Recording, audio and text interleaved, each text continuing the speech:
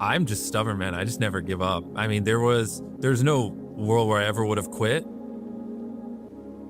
When I was 11, I just said, I'm going to be a YouTuber. I'm going to die trying. And I meant it. And there was like, even if no one still watches my videos to this day, I would still be going. And so people hate it, but I'm just the most competitive, stubborn person you'll ever meet. And I just never give up. I'm 26 now. I can't really remember life before YouTube. Like my earliest memories are basically when I started making videos.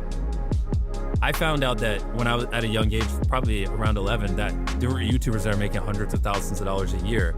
And I was just like, oh, that's it. Like, it's just the money. Yeah, of course, because back then we didn't have money and I really wanted to take care of my mom and just my family in general. So it was like everything. It was like, this is what I love doing. I've never had as much joy doing something as I do this. Plus I could see a path where I could actually retire my mom, take care of her, pay her back for, you know, all the nights she worked so long so we could live comfortably and things like that. So one thing that irks me is when people try to like put someone's motivation into like one little bucket. Like we're very complex creatures and like, you know, you have a girlfriend. I would never say, oh, you just like her because she's pretty, but you like her because she's pretty, but you probably also like her because she's smart. You probably also like her because, you know, she's fun to be around. She likes similar shows, blah, blah. You probably, if we sat here for 10 hours, you could probably give me 1,000 reasons why you like your girlfriend. Yeah. So it's very annoying when people try to put why you like doing a certain job or building a certain business into one bucket. Oh, you just do it because of money.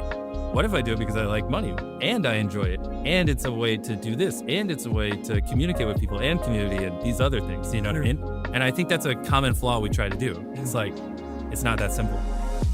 I'm like really good at just obsessing over one thing more than anyone else on the planet. If I were to say what's my superpower, it's that I can just obsess endlessly about something and I can just have the same thoughts over and over and over and over again. It's very weird. Like it wasn't like it was work for me grinding YouTube for those 10 years or whatever where no one was really watching it.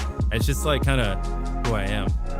There was literally a day where I woke up, joined a Skype call with my friends and where we like were reverse engineering, you know, why certain videos do well or whatever. And I remember that call being over 18 hours long. And then I hung up, went to bed, woke back up the next day and instantly got back on the call and picked back. Like that was the level of hours we were putting in. I mean, I didn't know anything besides just trying to make it happen. 11 to 15, it was a mix of YouTube and baseball. But when I turned 15, I got Crohn's and I went from like 190 pounds down to 139. I lost all muscle I had. And so I was like, all right, I'm not playing baseball in college anymore. So then I was like, fuck it. It's just all in on YouTube. And then up until really Feastables, it was basically just YouTube. I never thought I would find like this kind of love for I thought it was specifically video making, but I have found over like the last 2 or 3 years, just in general, I just enjoy entrepreneurship and I've been really deeply loving getting like obsessed with Feastables and other things. And so, which was very weird. Like when I first started a chocolate company, it was like kind of a side thing, but the more I started to work on it, I got a lot of the same highs I got when I was making videos, just in different ways. And so now I'm like, I know way too much about the chocolate industry. I'm like, it's pretty crazy. I never imagined I would have put the thousands of hours I've poured into building Feastables. And so I think just in general, it's just, I just really love solving consistent, complex, hard problems. I think that's like what gets me out of bed, and like the harder the problems, the more exciting it is. If you just think about solving problems 3 times more than everyone else, like you're bound to come up with different solutions. I don't know why, but when people tell me I can't do something, I don't know where this came from. It makes me just want to do it more, to be honest. If you tell me I shouldn't do something, that's fine. But if you tell me I can't, then everything in my body just wants to go, fuck you. I obviously can. I don't know if I should, but I can. And then I don't know. The thing is, like, to go viral, you have to do something that's never been done before. I've told this story before of like, you know, if you're driving down the road and you see a cow, who cares? It's a fucking cow.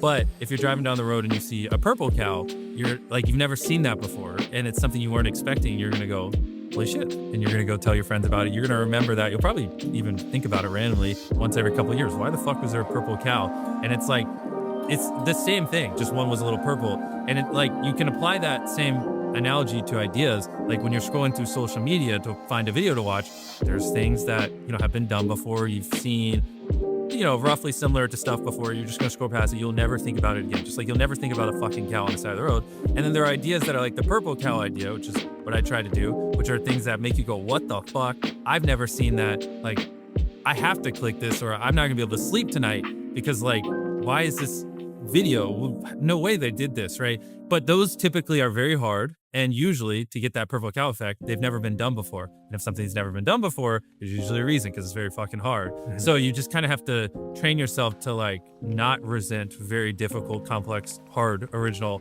problems and actually run towards them, because those are the ones that, you know, tend to have more of the purple cow effect where people have to watch it.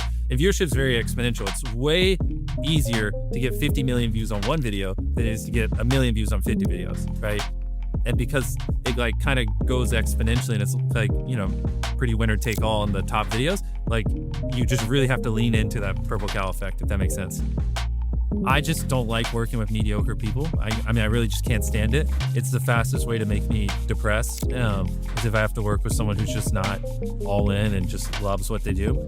Because they're not bad enough where you fire them, but not good. The problem is, like, I mean, and you see it in full effect. Great people just love working with great people. They do. And there's something about being around great people that pulls some kind of animal out of you that just makes you want to do more and push more and believe things aren't possible. And I don't know, when you put me around a bunch of other successful entrepreneurs, I just turn into a different human than if you put me around, I don't know, a bunch of people who are just running small businesses and don't really care and don't really have much ambition. I'm like two completely different humans. And you see that same thing in full effect. You put a bunch of A players around more A players, they just build off of each other. But you like put 2 or 3 C players amongst a bunch of great people, and they'll start pulling them down. They'll start making them not want to work as much, make work not as fun. And so everyone knows, get rid of the C players, right? Obviously, get rid of people who aren't all in, blah, blah, blah. It's the ones that are like, they're not an A player, but they're not a C player. So it's kind of hard because you still feed off the energy. And if you get enough of them, it just drags the overall culture down. So those are like the worst.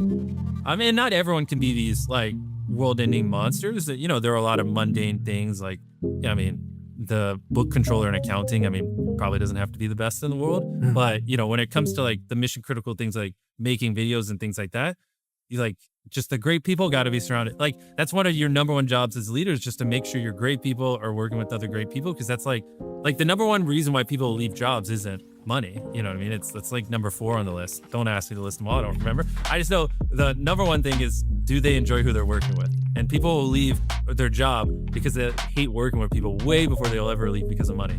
It's hard to find those kinds of people, but you know, when you do, you got to treasure them and recognize that they're unicorns.